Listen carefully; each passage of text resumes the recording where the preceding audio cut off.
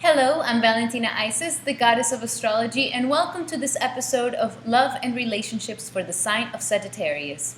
Now, this works if you have your sun, moon, or ascendant in the sign of Sagittarius, or your Venus and Mars in the sign of Sagittarius. Now, what I'm going to be talking about in this video is how does a Sagittarius love?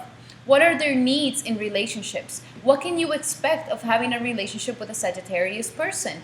And how is it that you can manage their relationship on your favor? And of course, how can you make your Sagittarius fall madly in love with you? So let's get to it.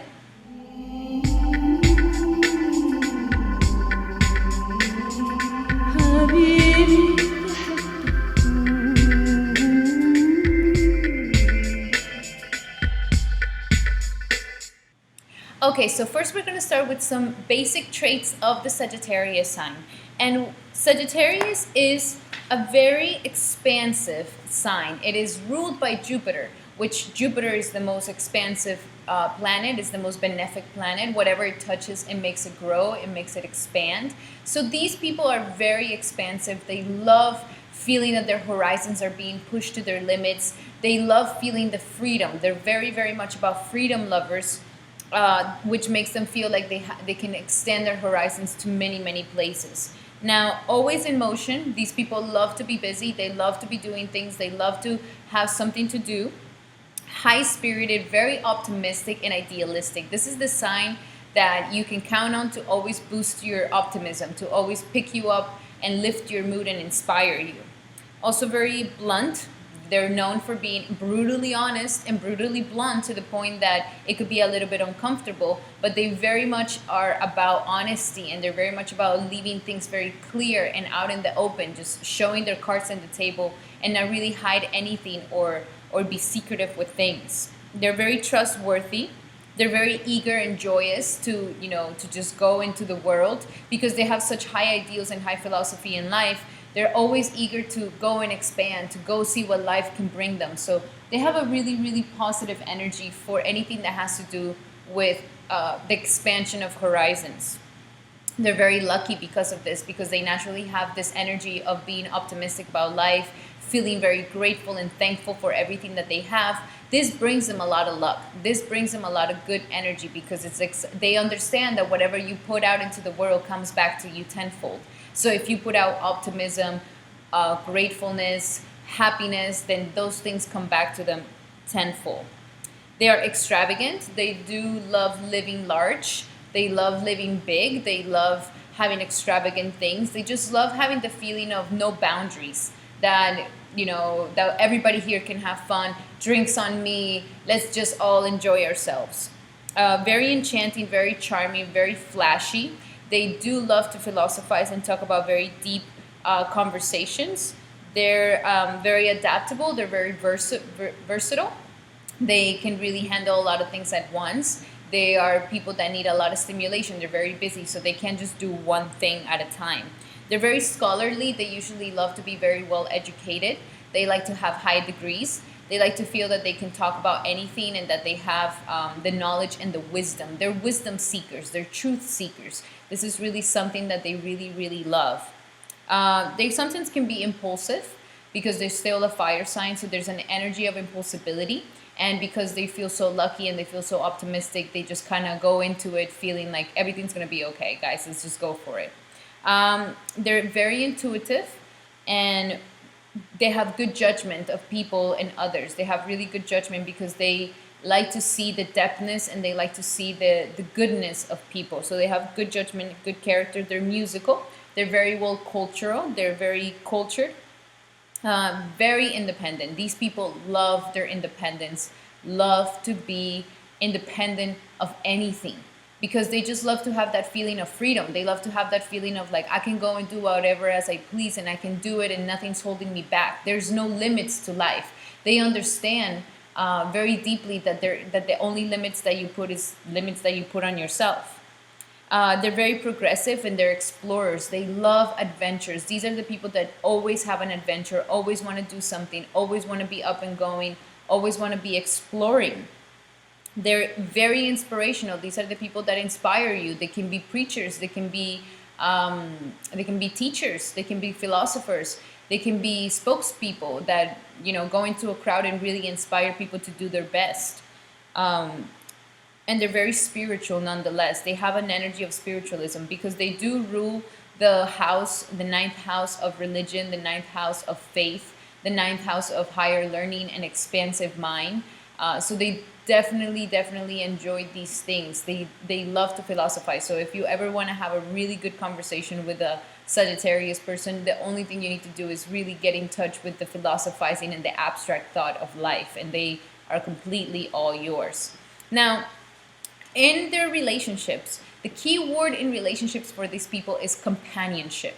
They love to feel companionship. They love to feel that we're two people here that come together not to own each other, not to suppress each other, not to take each other's freedoms away and have all these duties around relationships, but it's a companionship where we come and share ourselves together. We come and share our experiences together. These people love to travel. So if they can find a travel buddy to be with, this is like major key to them, for them to feel fulfilled and for them to feel like, okay, we can do this. So they're not very much into people who are very timid or people who are very afraid or people who are afraid to, I don't want to go to that country because I can't speak their language, or I'm afraid of heights, I'm afraid of the airplane. Like, these are things that, no, they major turnoffs for Sagittarius people.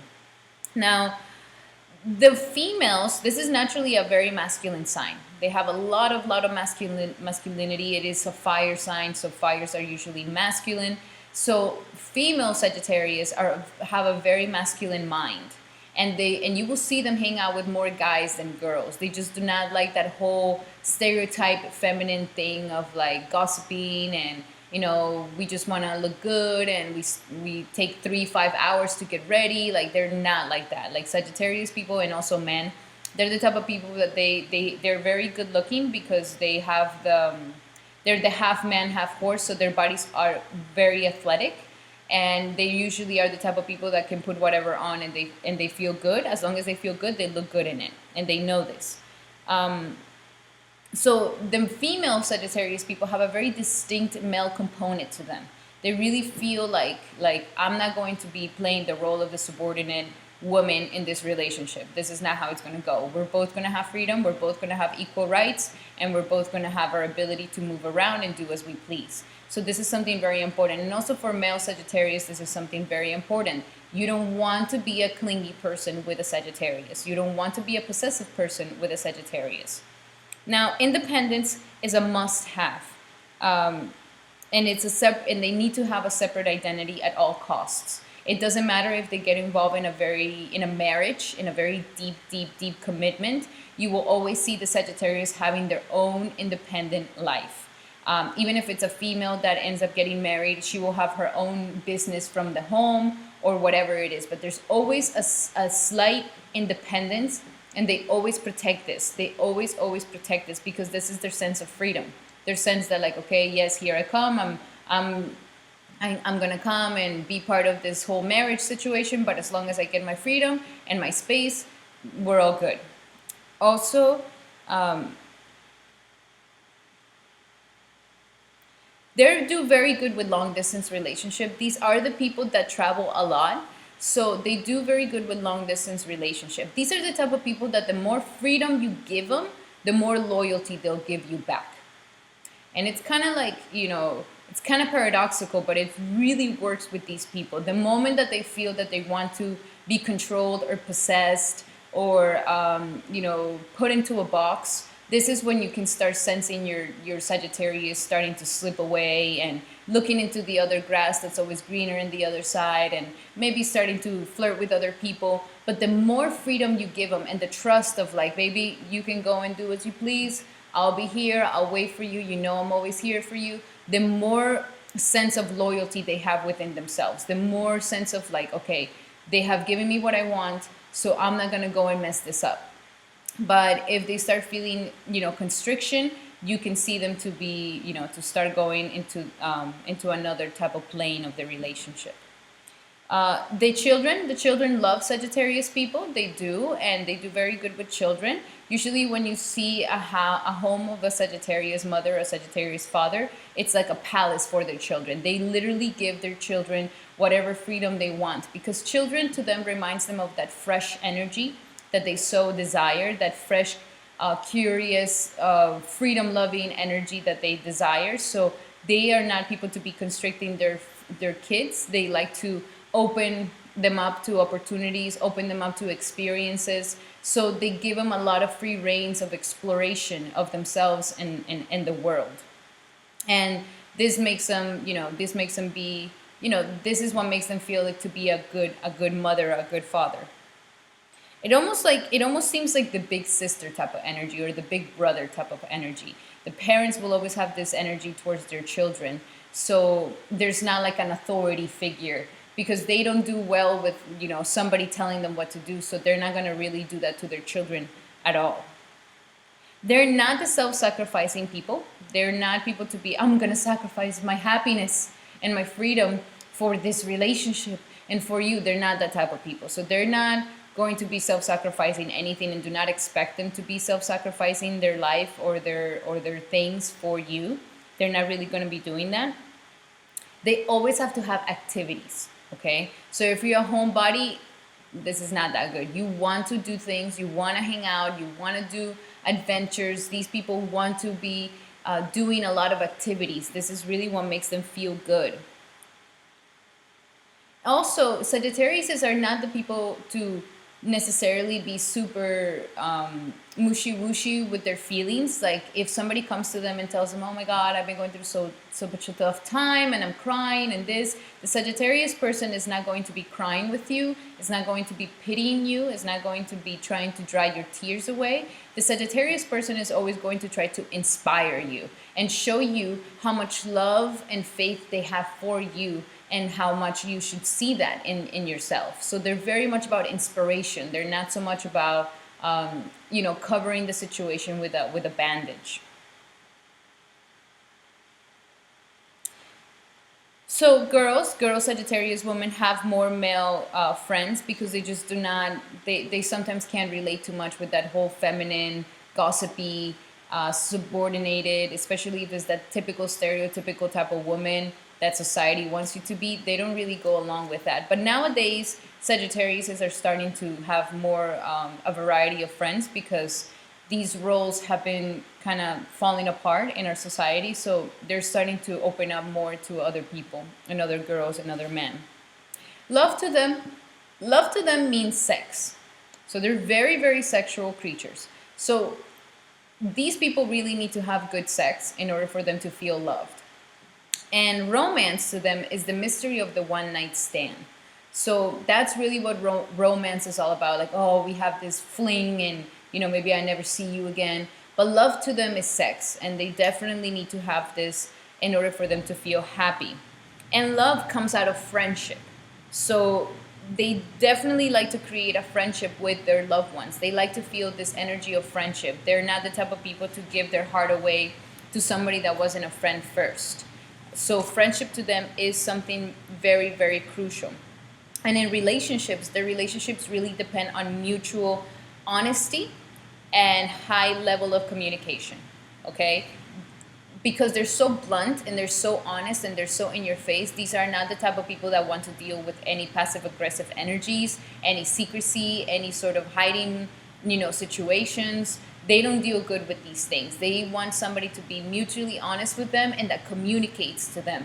Sagittarius people are the people that will understand everything, okay?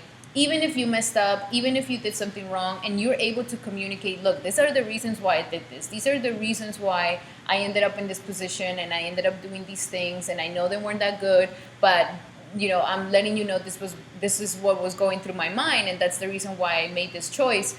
They can understand that. So as long as you communicate to them and where is it that you're coming from, they will definitely forgive you, and they will definitely work with you, and they will definitely, understand you. They have a very strong energy for this, because usually Sagittarius people are the ones that are always being asked for help.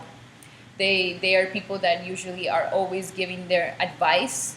the centaur that they are is actually Chiron, and Chiron in mythology was the wounded healer that can heal everybody but not necessarily heal themselves. So Sagittarius people have these things that they know how to heal others, they know what to tell others, they know how to inspire others, but sometimes they don't have that for themselves. They don't have somebody to do that for them. Sex is religion to them. They really are passionate about sex because they have a very animalistic side about them. They don't condemn the animalistic side of life. They actually believe it to be sacred because to them animals are sacred. Animals are totems. So this sexual connection is something of a religion. It's something of a very, very deep energy that combines both your higher mind and your lower mind into one, where you find your divine self. Their relationships are based on loyalty. If you've been with a Sagittarius that hasn't been loyal, it's because when they're not loyal and when they're not wanting to be loyal, is because that's just a reaction, a self-defense reaction to regain their freedom back.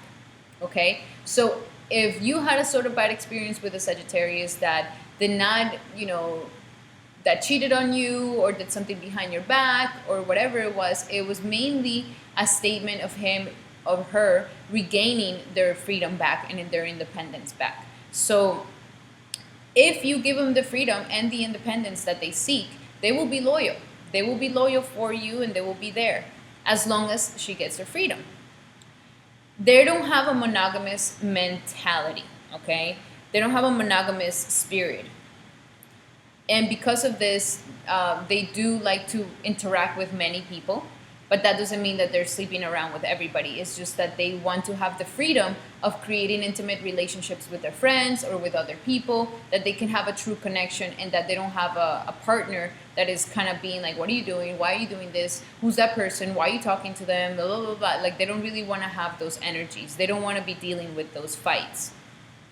Usually they are the dominant energy in the relationship, whichever it is, if it's a male or a female, they are the dominant energy in the relationship, and they set their terms for the relationship. And if you don't like the terms, then they don't have a problem of just going somewhere else. So their terms is, I need my freedom, I need my space, I need to be able to come and go as I please, and I don't want to have any questionnaires or instigations when I come back, and I don't want to feel like you don't trust me, and I don't want to feel like I constantly have to prove myself that I'm being loyal to you. They don't want to be dealing with any of that. So they set their terms, and according to how you feel about them, either you take it or you leave it. But they're very much like that and very blunt and very much in your face.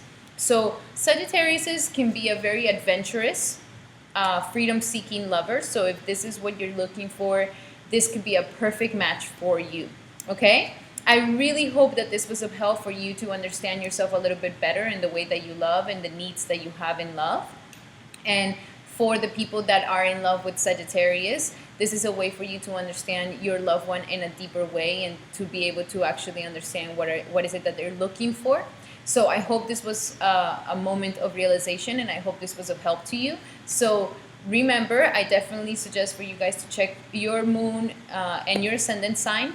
And remember, this is just a very, very general reading. If you want to have a more detailed reading about your relationship, your compatibility with someone, or what is the best relationship that you can look for, you can always make an appointment with me. We can do a consultation of love and compatibility at the link here below. All right, guys? Alrighty, guys. I will be seeing you in the next one. Love you very much, and see ya.